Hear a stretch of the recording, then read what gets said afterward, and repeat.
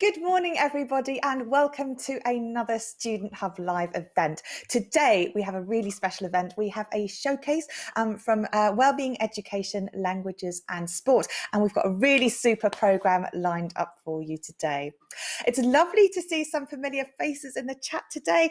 So far, I've noticed we have Martin, who is not only speaking in English, but also Japanese, Samantha, Tala, Fiona, Donna Marie, Kitty, Sangeeta, Jen, Virginia, Colin, Sarah, Zoe, Veronica, Carol, Elena, and lots more people, all talking to Eric and Corinna, who are managing our chat box today.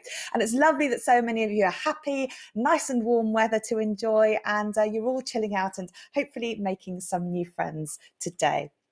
So, some of you may know how all of this works. As I've said before, the chat box is a space to be able to connect with other people. We will be recording all of the video from today so you can watch it again if there's something that you miss out on, but take the most of this opportunity to connect with other students. Community is so important, and it's going to be one of the topics of conversation today. Now, many of you have been filling in our various widgets, our sort of maps and word clouds and other options that we have prepared for you today. Do fill in our map. It's lovely to see where everybody is. Let us know what you've had for breakfast and let us know what you're studying. There's a whole range of things that people are studying here today from all of the different areas, and it's wonderful also to see many of our Access students here today. So I'm hoping that you're going to pick up some things as well that are going to be of interest to you. So, to welcome you to the session, I am joined by the Executive Dean, Fari Kachalin, and also the President of the Open University Students Association, Sarah Jones. So a big warm welcome to you today here. Fari, would you like to welcome everybody and perhaps tell them a little bit about why we're having this event at this particular time of year? Yeah, thanks so much, Karen, and thanks again for including me. So welcome, everybody. We're really glad that you're joining us today and taking this time just to talk with us and with each other. So what we're doing today, why this event today, we're hoping to bring together students and academics from our Faculty of Wellbeing, Education, and Language Studies to explore the different forms of resilience we've each developed, either alone or together, during what's been a pretty difficult year, and then to look ahead to a hopefully brighter future. This is a time of the year usually for moving up and moving on. It's the close of the academic year, and we're looking forward to the year ahead. So we're inviting you to reflect with us on this past year. We want to hear from you and others about the stories of resilience, sort of shake off the lows, have a dance session, and think about the fun that's coming ahead and hopefully the relaxing stuff that maybe we have planned for the year ahead and the summer ahead. So it's just a chance to get together and think about those things a little bit. Move on.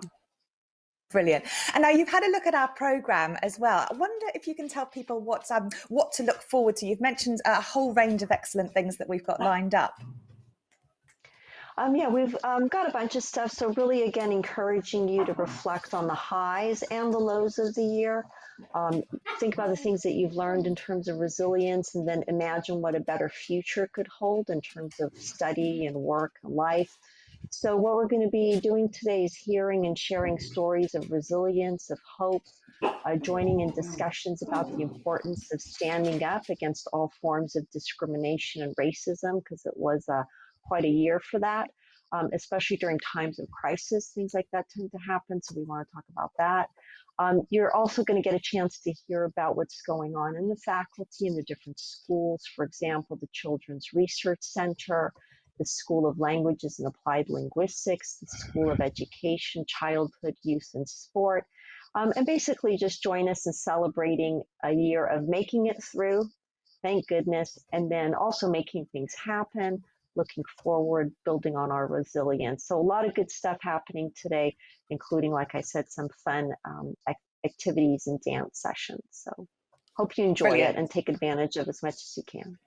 I'm looking forward to the dancing in particular. Sorry, I've just got rid of one of my dogs here under the desk. They're having a bit of a fight, but I've managed to remove one. It's always one of those challenges, I think, in working from home that I struggle to sort of get a grip on, is how to keep the dog quiet at all times. Sarah, can you tell us a little bit about what you're looking forward to as well? You've been involved with the faculty and now you're the president of the Students Association, and you've also been involved in today's programme. Yeah, I mean, there's some of the things that I'm looking forward to seeing is the conversation around student voice and wellbeing. I'm very much involved with that group, and it's exciting to see how they're using student voice and engaging with students about their well-being. So it'd be good to hear what's going on there. I'm extremely excited about the dance session. So it'd be good to see. I may miss it, unfortunately, because unfortunately it might be in another meeting. You know, things happen. But I'm going to catch up later to see how it's gone. But there's some fantastic stuff going on. And I think because it has been such a challenging year, I think our students have gained such amazing resilience with the different things that they've done over this past year and the skills that they've learned. And I think being able to share that with fellow students will be a great part of today. Yeah, no, absolutely. Oh no, the dogs are fighting again, and it's the little one. The little one's at it. I'm going to have to pick one of them up to show you that. Yeah, I'll get them. This is my big baby. Yeah. Oh, so Megan's going gorgeous. to be having a nice time for the dance. Yes, she is. She's lovely, especially when they're not fighting. So we've got lots of things lined up for you today, but let's take a look at what you've had for breakfast, because food is very often an important part of not only feeling and being good, but about setting yourself up for a good start to the day. So let's see what our Wordle said when we asked what you'd had for breakfast. Well, we've got some interesting things here. We've got coffee, toast, sugary milk tea, yogurt, biscuits, rat's cuddles. Now, I'm not sure that's a thing, but that does sound super lovely. Marmite on toast. Oh, Weetabix and banana. Very, very good. So some very nice, healthy breakfasts here as well. And lots of things that people are enjoying at home too. So that's wonderful. And don't forget to fill in our map and let us know where you are throughout the day. So we're going to be taking a look at some reflections and things that have changed for us as a result of lockdown. Fari and Sarah, could I ask you for one thing the most important thing I think that's shifted for you in terms of lockdown and something you might be doing differently from now on? Fari. Oh, that's a really good question. I think probably what's shifted for me the most is I've been living in a house with 5 adults.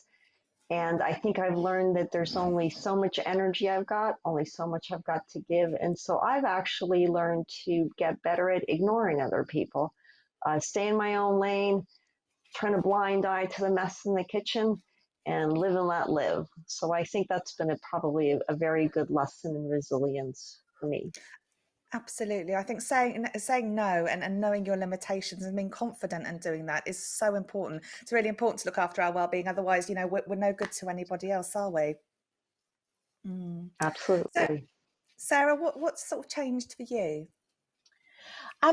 Spending more time at home has meant that I've been able to do my job and be able to spend more time with my children and in my garden. My garden has been incredibly important to me over the last year because I've been shielding. So actually having that outdoor space where I can actually just let go of everything and, growing things this year has done my mental health the world of good.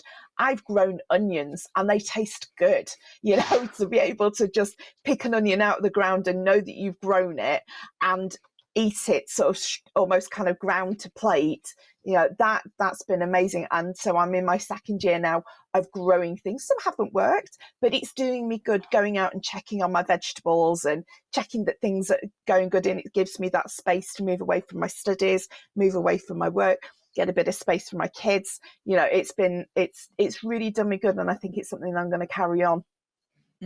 Lots of people have said, that actually spending time with nature has been very restorative, and many people I think can identify with that. Well, let's take a look and see how everyone's feeling at home right now.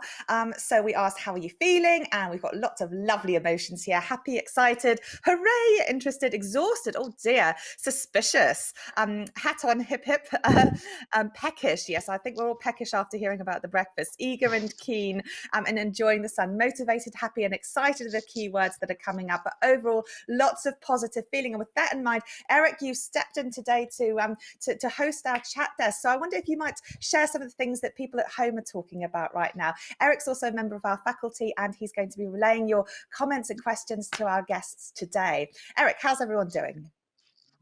Everyone is doing very well. The chat has been buzzing.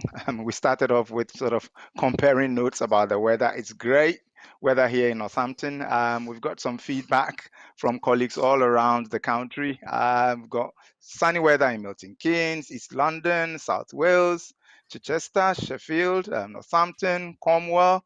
Not so great in Scotland, a bit cloudy in Scotland, but hey, we'll take that. It's been fab, and it's great to be enjoying this session in great weather as well. We've got a range of students as well, and it's always good to have that across the faculty. So we've got Gaina, who's in final year of a nursing degree. Big shout out to her, well done. We've got Zoe, who's completing her Head Studies primary qualification. Yay, congrats to that. And we've got and colleagues studying languages as well, U214 and others. So yeah, the chat is buzzing. We're all looking forward to exchanging conversations in the chat and contributing to the session, Karen. Brilliant. Thank you, Eric. And Corinna's also in the chat as well. So do make the most of this time to talk to people about any things that you would like to get off your chest right now. Right. So that's our first session. Thank you, Fari and Sarah, for coming and giving us such a wonderful introduction and really setting the scene. We're going to have a short video break now, and then we're going to come back and we're going to all spend some time together with Amber reflecting on lockdown and some of the things that we'd all like to take forward from that. So enjoy this video break, and I'll see you very shortly.